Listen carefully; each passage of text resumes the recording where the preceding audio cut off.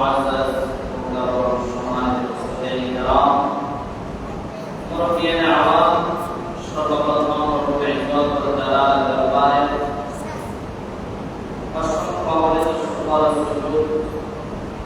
যে মহান আল্লাহ সুবহানাহু ওয়া তাআলা আমাদের অত্যন্ত দয়া করে মহব্বত করে ভালোবাসেন। দুনিয়ার মধ্যে সবচেয়ে সর্বশ্রেষ্ঠ জায়গা আল্লাহ তাআলার উপস্থিতিতে দুআর নামাজ আদায় করার সুযোগ করে দিয়েছেন।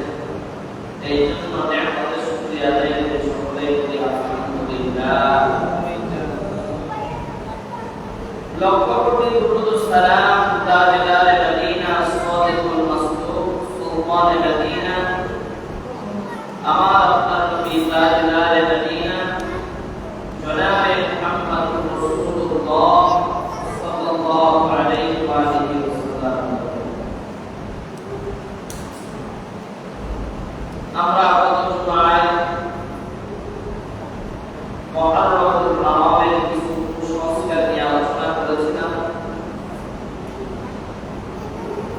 কিছু ইবাদত সম্পর্কে আলোচনা করেছিলাম। আজ আমরা আলোচনা শুরু করব ইনশাআল্লাহ মুহররমুল আরাম আশুরা 10 তারিখ এত দামি কেন, এত ফজিলতপূর্ণ কেন?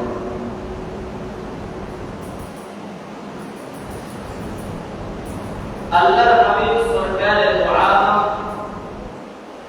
জনাবে মুহাম্মদুর রাসূলুল্লাহ সাল্লাল্লাহু আলাইহি ওয়া আলিহি ওয়াসাল্লাম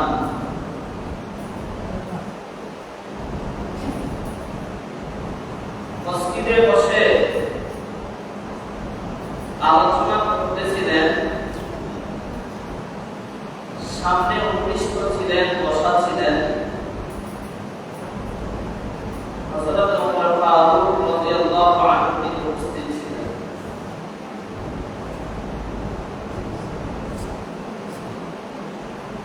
হযরত ওমরকে আল্লাহর পয়গম্বর বললেন যে ওমর, আশুরার দিন মুহররমের 10 তারিখ আল্লাহ তাআলার কাছে বেশি বেশি করে ক্ষমা চাইবা, তওবা ইস্তিগফার পাঠ করবা। আল্লাহ তাআলা এই দিনে ক্ষমা করে দেন। হযরত ওমর ফারুক রাদিয়াল্লাহু আনহু জিজ্ঞাসা করলেন, ইয়া রাসূলুল্লাহ, ইয়া হাবিবাল্লাহ, এই দিনটা এত দামি কেন? আল্লাহ তাআলা এই দিনে কেন ক্ষমা করবেন?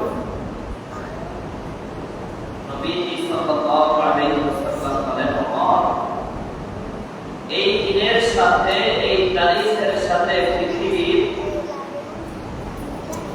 অনেক ইতিহাস এটার সাথে সম্পৃক্ত রয়েছে।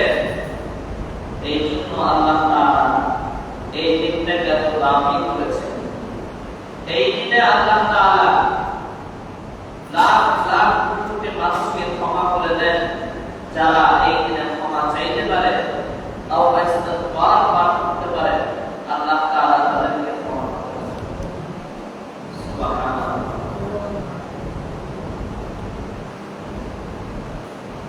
ওমর বললেন, ইয়া রাসূলুল্লাহ, ইসলাম ক্ষমা করে দেন। এই 10 তারিখের সাথে পৃথিবীর কি ইতিহাস রচিত হয়েছে?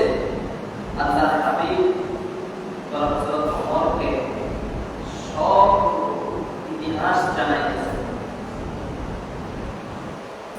আল্লাহর হাবিব তার দেওয়াতে ওমর, তাহলে শোনো, পৃথিবীর ইতিহাসের সাথে এই 10 মুহররমের সম্পৃক্ততা কি? তাহলে শোনো,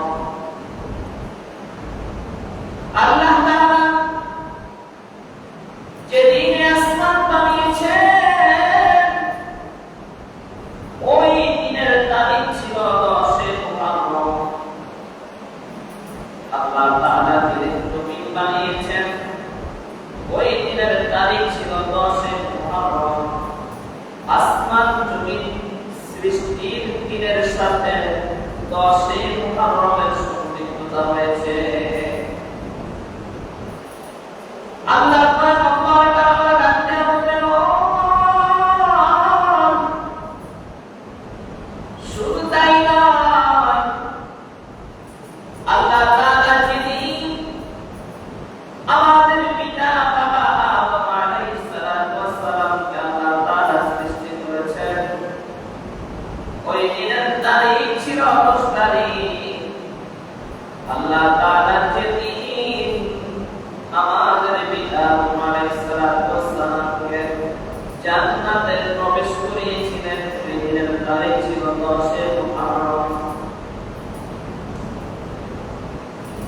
তাই নয়, আল্লাহ তাআলা ডাক দেয়া বলেন রহমান, যাকে আল্লাহ তাআলা জান্নাতে প্রবেশ করানোর পর যেদিন জান্নাত থেকে আদম আলাইহিস সালামের ভুলের কারণে জান্নাত থেকে বাহির করে দিয়েছেন, ওই দিনের তারিখ ছিল 10 তারিখ। শুধু তাই নয়,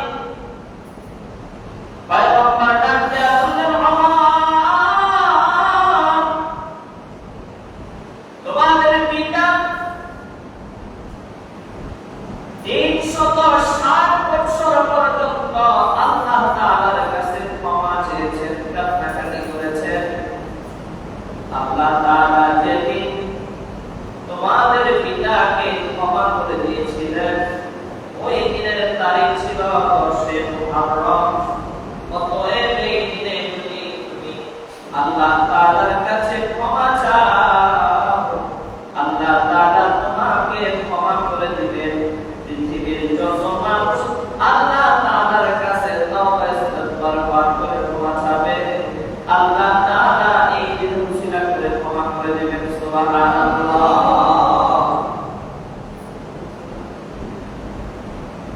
শুধু তাই নয়,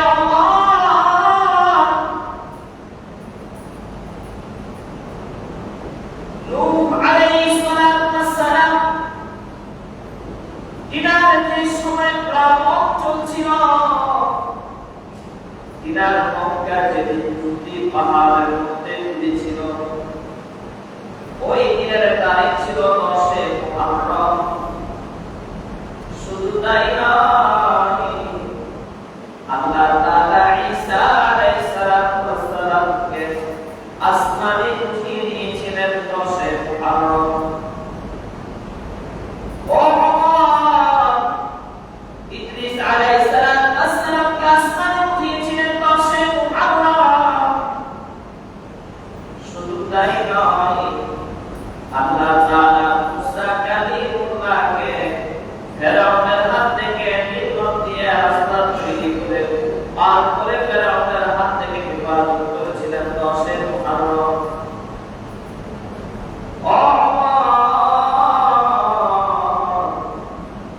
আল্লাহ তাআলা ইব্রাহিম আলাইহিস সালামকে নমরুদের আগুন থেকে হেফাজত করেছিলেন 10 মুহররম। শুধু তাই নয়, আল্লাহ তাআলা জান্নাত বানিয়েছেন 10 মুহররম, জাহান্নাম বানিয়েছেন 10 মুহররম। শুধু তাই নয়, আল্লাহ তাআলা সুলাইমান আলাইহিস সালামকে যেদিন ক্ষমতা দিয়েছেন, নবুয়ত প্রদান করেছেন, ওই দিনের তারিখ ছিল 10 মুহররম। শুধু তাই নয়, যেদিন তোমাদের পিতা আদম আলাইহিস সালামকে জান্নাত থেকে বাহির করে দেওয়া হয়, ওই দিনের তারিখ ছিল 10 মুহররম। যেদিন প্রবেশ করানো হয়, ওই দিনের তারিখ ছিল 10 মুহররম। আল্লাহ তাআলা জান্নাতে প্রবেশ করিয়ে দেওয়ার পর আদম আলাইহিস সালামকে বললেন, ও বনি আদম, শোনো, তোমাকে একটা হাতের মধ্যে আংটি পরাইয়া দিতেছি। এই আংটি যতদিন পর্যন্ত তুমি আমি আল্লাহ আনুগত্য হয়ে চলবা, ততদিন তোমার হাতের মধ্যে এই আংটি থাকবে। এই কথা বলার পর আদম আলাইহিস সালামের চেহারা থেকে ঘাম বাহির হওয়া শুরু হয়ে গেল। ঘাম বাহির হওয়ার সাথে সাথে আল্লাহ তাআলা হাতের মধ্যে আংটি পরিয়ে দিলেন। এই আংটির এত পাওয়ার, এই আংটি জান্নাতের মধ্যে যদি একবারে উঠানো হইত, সমস্ত জান্নাতটা আলোকিত হয়ে যাইত। জান্নাতের গাছগুলো, জান্নাতের পাতাগুলো মেলতে থাকতো, তুলতে থাকতো। সুবহানাল্লাহ। মাঝে মাঝে ফেরেশতারা এসে বলতো, আপনার হাতের আংটির মধ্যে এত পাওয়ার,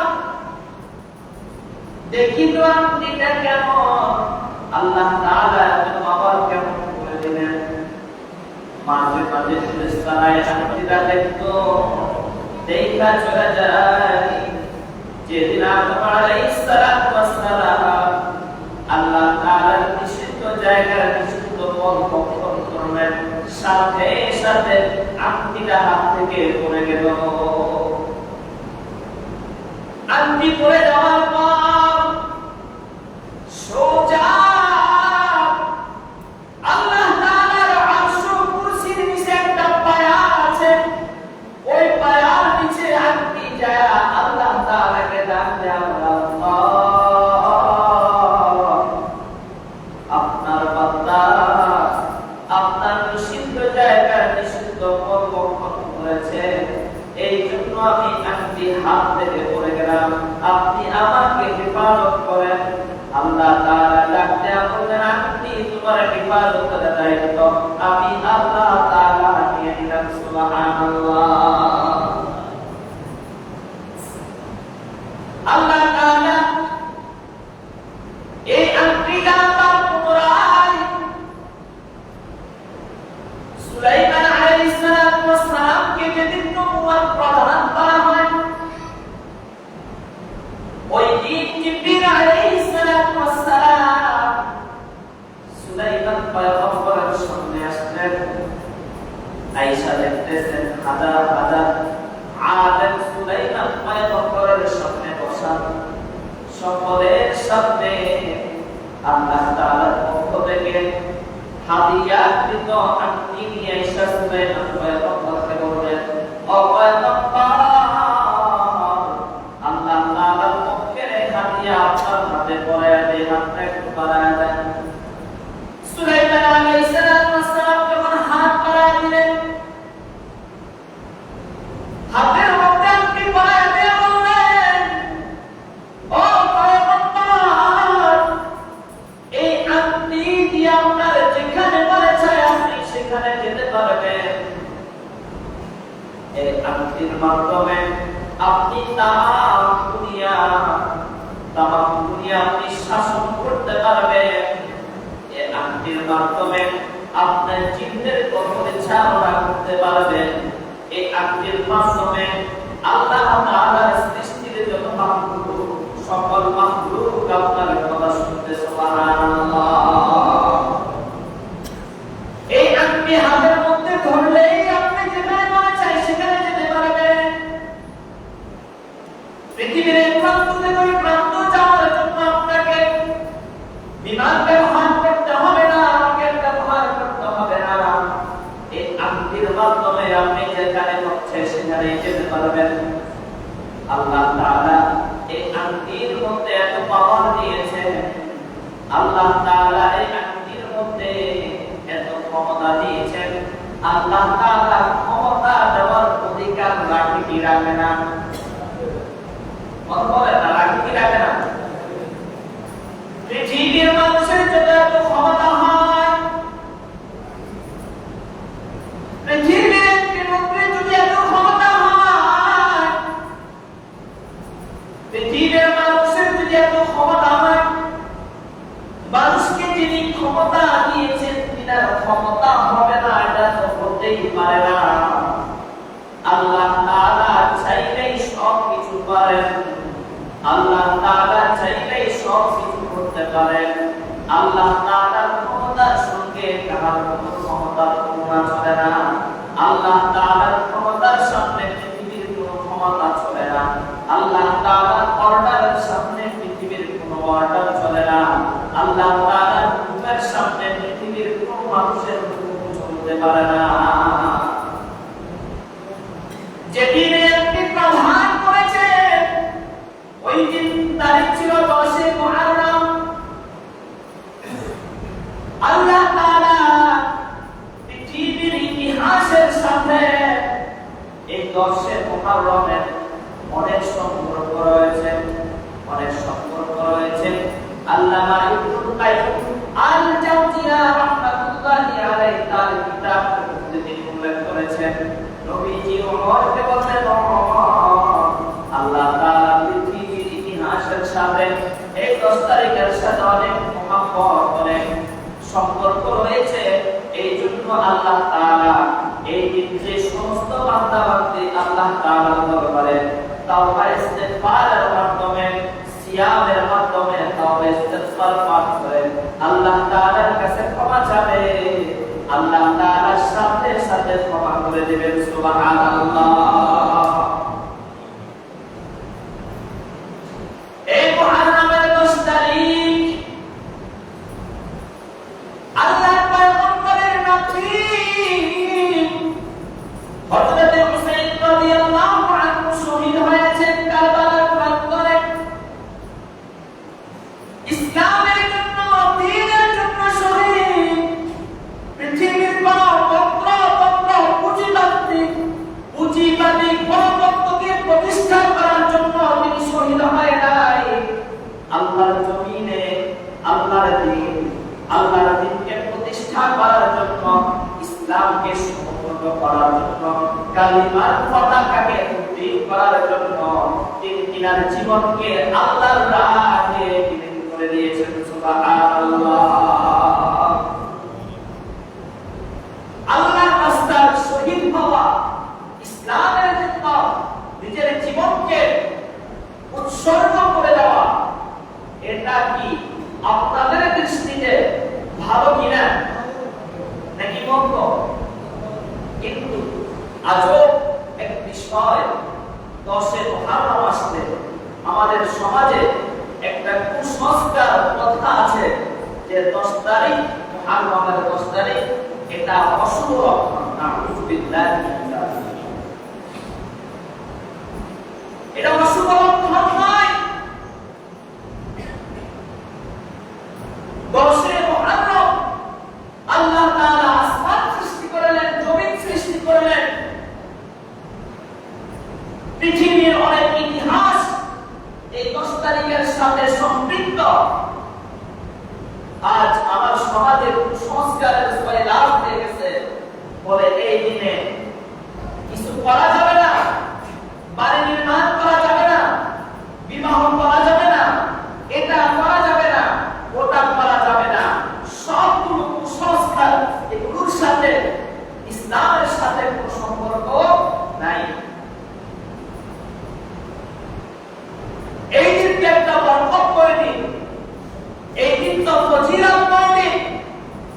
নবীজি বলেন আফদালুস সিয়াম বা'দা রমাদান শাহরুল্লাহিল মুহররম।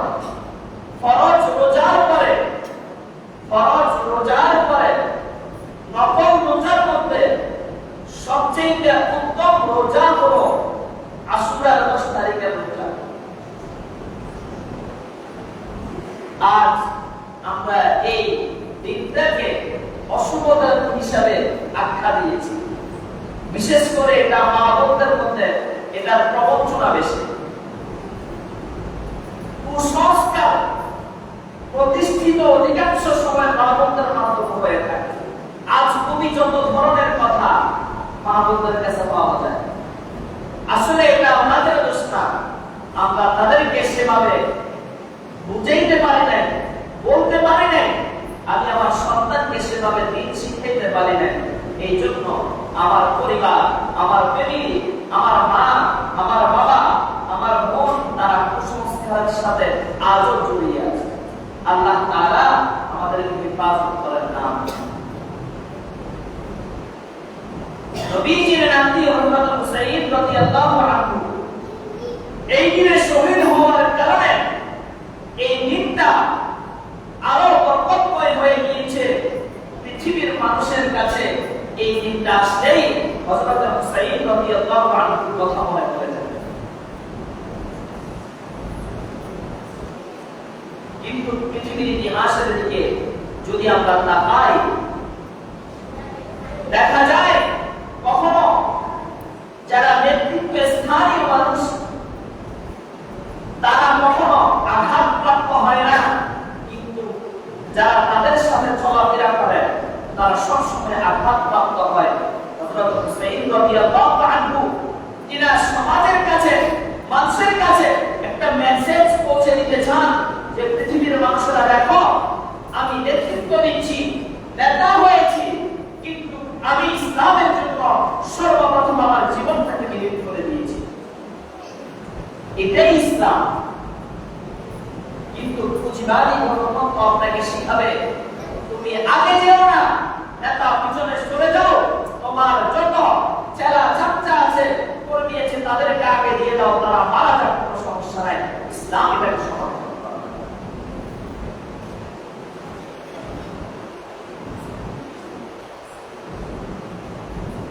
মুসান্নাফের মধ্যে মুসান্নাফের 2 নাম্বার খন্ড 241 নাম্বার পৃষ্ঠায় এই হাদিস বর্ণনা করা হয়েছে উম্মে সালমা রাদিয়াল্লাহু আনহু আল্লাহর পয়গম্বরকে দেখতেছেন তিনার দেহ মোবারকের উপরে ছোট্ট হুসাইন রাদিয়াল্লাহু আনহুকে নিয়ে খেলা করতেছেন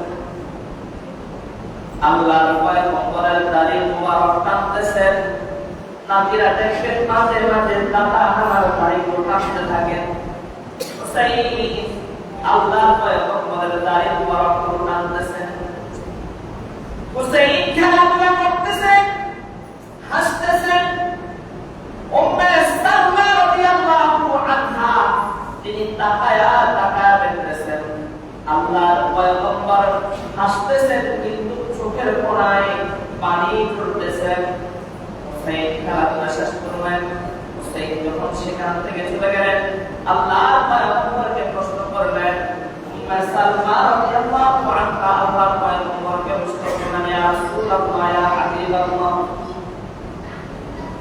আমি যে দৃশ্য দেখেছি আপনার নামে আপনার দেহ মোবারকের উপরে বসে বসে খেলাধুলা করতেছেন আপনার চোখের কোণায় পানি দেখা যায় আর আপনার হাত মোবারকের মধ্যে একটা কি যেন দেখা যায় আল্লাহর পয়গম্বরকে প্রশ্ন যখন করা হয় আল্লাহর পয়গম্বরের চোখ মোবারক থেকে পানি ঝরে পড়তেছেন অজরে পানি বাহির হয় উম্মাহাতুল মুমিনিন আম্মা জান উম্মে সালমা রাদিয়াল্লাহু আনহা প্রশ্ন করলেন ইয়া রাসূলুল্লাহ এই প্রশ্ন করার পরে আপনার চোখ থেকে অতিগতর ভাবে কেন পানি বাহির হয় আল্লাহর পয়গম্বর বললেন সালমা শুনো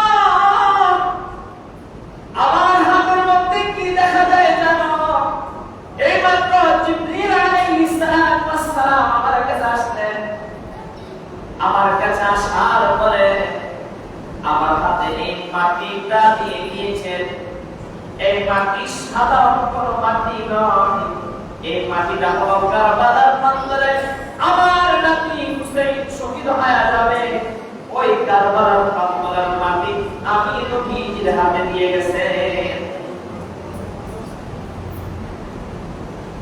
ও সালমা শোনো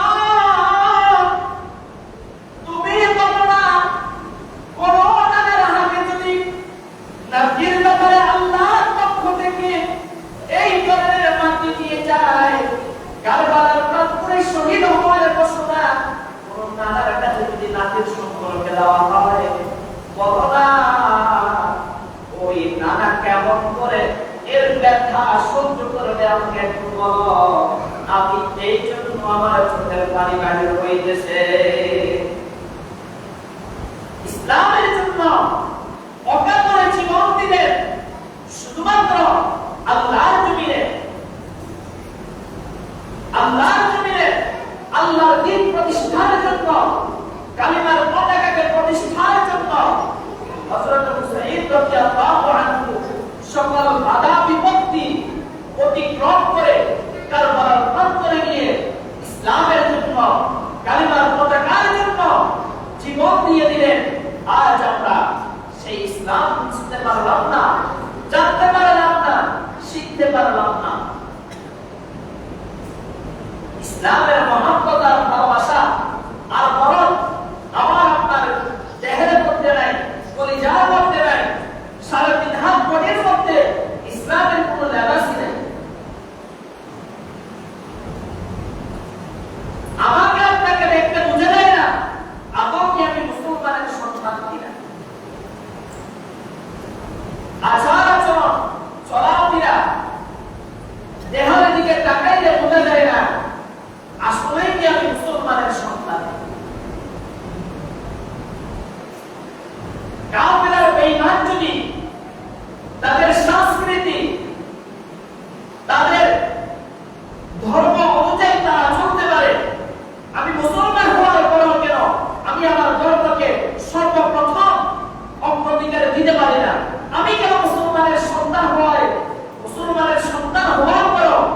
আর বেঈমানের চরিত্র ধারণ করেছি। আমি মুসলমানের সন্তান হওয়ার পরেও কেন ইহুদি আর বেঈমান আর খ্রিস্টান আর কাফেরের সংস্কৃতি আমি গ্রহণ করলাম? আমি মুসলমান হিসেবে কি লজ্জাবোধ একটু লাগে না আমার? মুসলমান জাতি আজ কোথায়? মুসলমান জাতি আসবে আর কোথায়?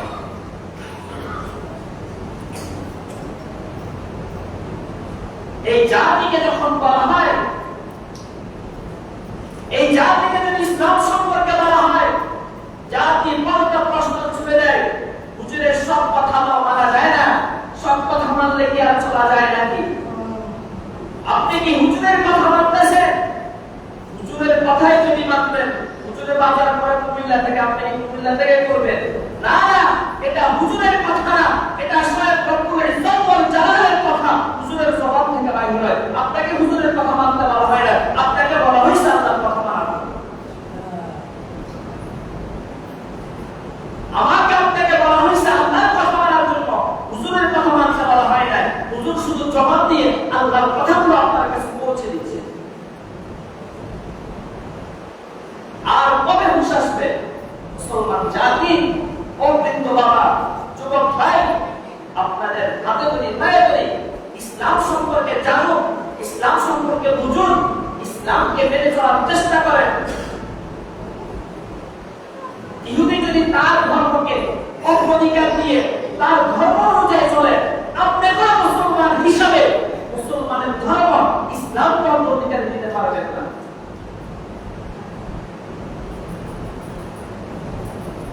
মুসলমান হিসাবে ইসলাম ধর্মকে অবশ্যই অবশ্যই আমি আমার ধর্মের বাইরে চলবো না, আমি আমার ধর্মের কথা অনুযায়ী চলবো। আল্লাহ যেভাবে বলেন সেভাবে আমি চলবো। কে কি করলো, কে কি পোশাক পরিধান করলো, সেটা আমার দেখার দরকার নাই। নবীজি আমাকে যে আদর্শ বলেছেন, যে আদর্শের জন্য নবী আলাইহিস সালামের ৬৩ বছরের জিন্দেগি উম্মতি উম্মতি বলে কাঁদিয়েছেন, সেই নবীকে কেমন করে কষ্ট দেন, সেই নবীর কথার বাহিরে, সেই নবীর আদর্শের বাহিরে কেমন করে চলেন, আমার বুঝে আসে না। বুঝার দরকার আমি কোন নবীর উম্মত, বুঝার দরকার আমার ব্যাপারে আল্লাহ তাআলা কি বলেছেন, বুঝার দরকার নবী আমি উম্মতের ব্যাপারে কি বলেছেন। পরিবর্তন হওয়া চাই, ইউটার্ন করার প্রয়োজন। জিন্দেগির অর্ধেক সময় চলে গিয়েছে, জিন্দেগির ৩ ভাগের ২ ভাগ সময় চলে গিয়েছে, সময় আছে ইউটার্ন করে ফিরে আসুন, ইউটার্ন করে ইসলামের দিকে ধাবিত হন। না হয় সামনের দিনে সময়গুলো খুব ভয়ঙ্কর ভাবে আমার আপনার জন্য অপেক্ষমান আছে, আমার আপনার জন্য অপেক্ষমান আছে। আজও যদি আমরা পরিবর্তন না হই, মুসলমান হিসাবে, মুসলমানের সন্তান হিসাবে আমরা পরিবর্তন না হলে কে পরিবর্তন হবে? কোন হিন্দু পরিবর্তন হবে না, কোন ইহুদি পরিবর্তন হবে না, কোন কাফের পরিবর্তন হবে না। আপনার চোখে আপনার দিকে একটু নাড়া যাবে না। কত হিন্দুর ছেলে, কত বেঈমান, কত কাফের কালিমা পড়ে ইসলামের সুশীতল ছায়া তলে চলে আসতেছে, আপনি মুসলমান হওয়ার পর আপনার দিকে একটু নাড়া যায় না। আপনি কোথায় আছেন? আজ আপনার বাড়ির একটা জায়গা নিয়ে যদি ঝামেলা হয়, লাঠি সোটা নিয়ে বাহির হন, চক্র প্রসাদ করেন, সবকিছু বুঝার চেষ্টা করেন, কিন্তু আমার নবীর ব্যাপারে যে বারবার কটূক্তি করা হইতেছে, আপনি মুসলমান হিসাবে, আপনি নেতৃত্বস্থানীয় মানুষ হিসাবে একটা কথা তো আপনার মুখ থেকে বাহির হয়ে গেল। আমার নবীজি সাল্লাল্লাহু আলাইহি ওয়াসাল্লামের ব্যাপারে গত কয়েকদিন পূর্বে পুলিশ প্রশাসনের একজন বলা হয় এসপি হবে, নবীজির ব্যাপারে কটূক্তি ভাষায় কথা বলেছে, কিন্তু আমরা সেটাও দেখেছি, এই ব্যাপারে কোনো পদক্ষেপ গ্রহণ করা হয় নাই। আমরা এটাও দেখেছি হয়তো 1 বছর বা 2 বছর পূর্বে এক পুলিশ কর্মকর্তা যখন একজন মহিলাকে বলেছিল আপনি টিপ পরিধান কেন করেছেন, এই কথা বলার সাথে সাথে তার চাকরি শেষ হয়ে গেছে, কিন্তু একজন পুলিশ এই কথা বলছে নবীর ব্যাপারে, তার ব্যাপারে এখন কোনো সিদ্ধান্ত গ্রহণ করা হয়নি। আমরা কেমন মুসলমান? লজ্জাবোধ থাকা দরকার। নবীর ব্যাপারে এত বড় কথা বলে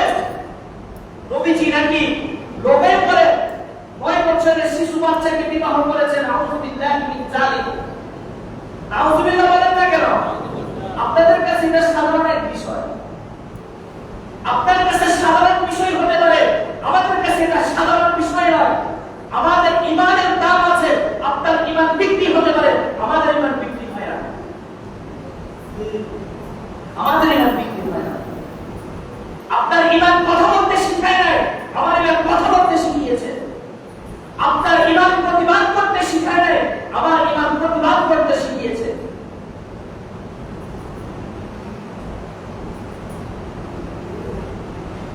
আমরা যদি সচেতন না হই, আমরা যদি জাগ্রত না হই, এই সমাজ